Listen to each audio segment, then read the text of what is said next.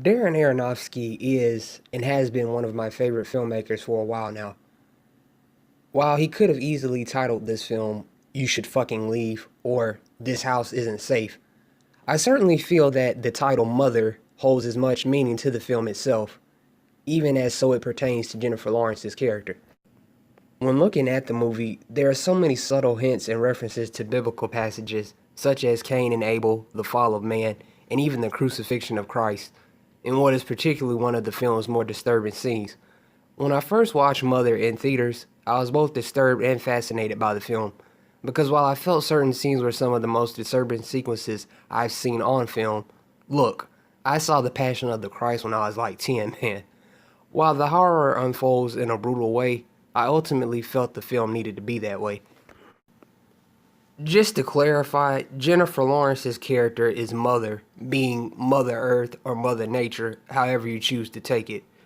Javier Bardem's character, him, a poet, is a reference to God, the creator of heaven and earth. The film is mostly told from Mother's point of view, so naturally, you're inclined as a viewer to feel what she is feeling and to take her side. For starters, there's moments in the movie whenever conflict arises, or like whenever there's people causing chaos to unfold in their house, Mother lets out like this slight fury and has to go sort of rehydrate with this yellow drink. And even as the conflict continues to unravel, we see things like a literal heart inside of the wall gradually turning to dark, and a certain darkness creeping up on the outside and the inside of the house.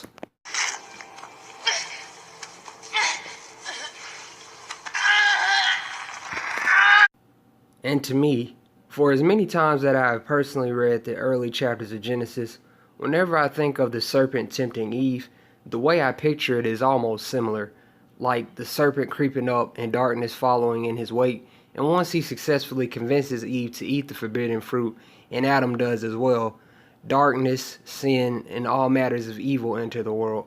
Now again, this is all pure speculation on my part, and how I personally interpreted these moments in the film, but I still think it's pretty clever on how Darren chose to show that in the movie. There's also the question of him versus Mother, because as much as we are inclined to be on Mother's side throughout the film, the movie shows plenty of moments where had the poet intervened, had he not allowed so many people in, perhaps this could have been avoided. But once the movie progresses, you finally start to see why the poet allows these things to happen.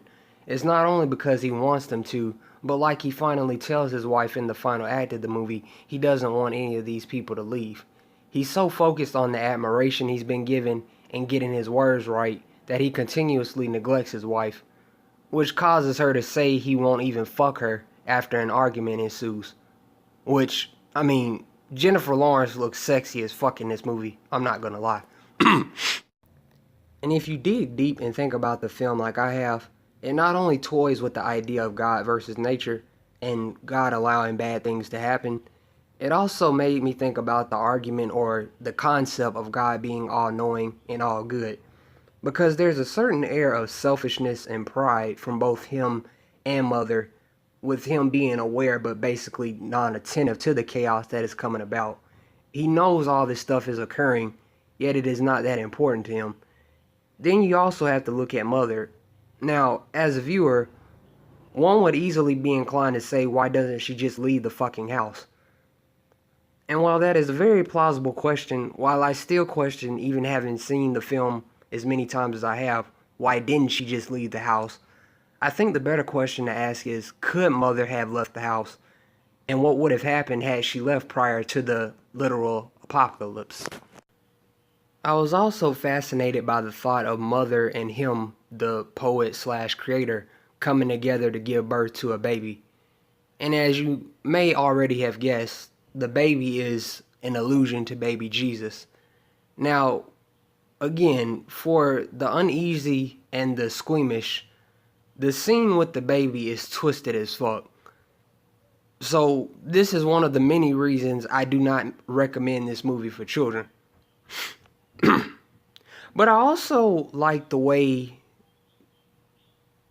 the scenario played out on the film, because it also brought about more questions.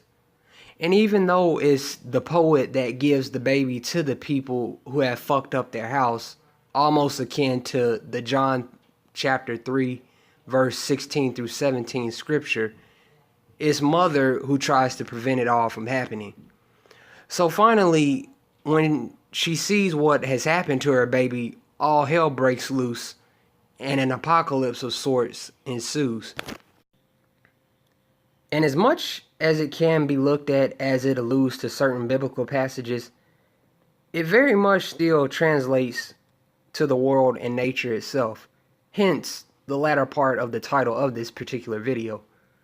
Because when looking closely at certain scenes, like when Mother reads the final draft of the poet's story, or how she tells those immature guests to stop bouncing on the damn sink like 2-year-olds, or even telling guests to go smoke outside, all of it very much can be looked at as an environmental lesson, especially when thinking about things like global warming, air pollution, and the way we do things like littering, tearing down forests, burning garbage and fuels and such.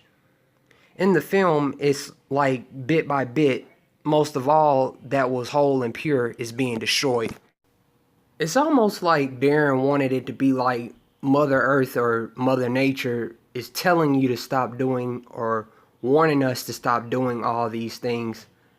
And like in the film, we won't listen, so now you're gonna feel my wrath. And like the old saying goes, hell hath no fury like a woman scorned.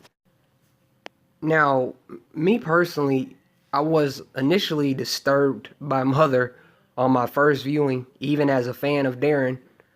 But the more I watch it, the more I really enjoy it. It's certainly one of those films that I go back and notice more things that I hadn't on previous viewings. And as most of you already know, I tend to enjoy films that cause me to think and have to piece certain things together. And I need to applaud Paramount, like literally, I need to applaud Paramount for taking the opportunity with this movie and allowing it to be made. Because it certainly warrants its divisive reception, no matter how fondly I or someone else may look at it.